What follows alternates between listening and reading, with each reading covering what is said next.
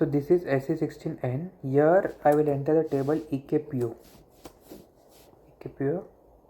So in EKPO, so this is the PO item level table. It's taking some time. Yeah, I will enter the PO number over here and execute it.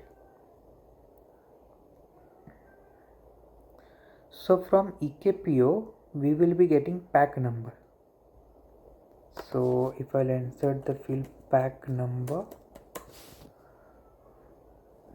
my pack number is 3. I will copy this pack number. I will go back. Then we will go to service entry sheet table ESLL, service table, service item level table, line of service packages. Okay. Here I will enter my pack number as 3. Execute.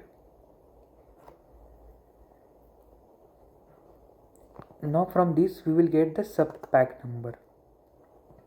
If I will open this, if you will double click here, as you can see, pack number is 3 and sub pack number is 4. I will copy this sub pack number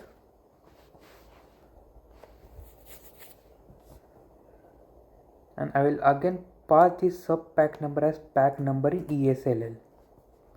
I will click on execute.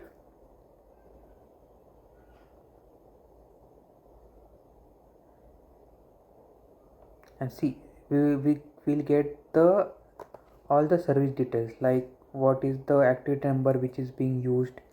If I show you, see, this is the activity number, then how much quantity was there, and this quantity which is updated over here. So in this way we will get to know what service is maintained in this PO. So keep this in mind, how to check the service in table level from ESLL. So first from EKPO we will get the pack number. That pack number will pass in ESLL. From there we will get the sub pack number. Then again we will come back in ESLL. We will pass sub pack number as pack number in pack number section, and we will get all the details for that services in the PO.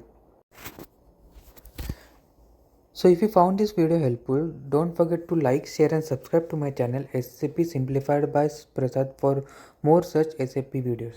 So thank you for watching.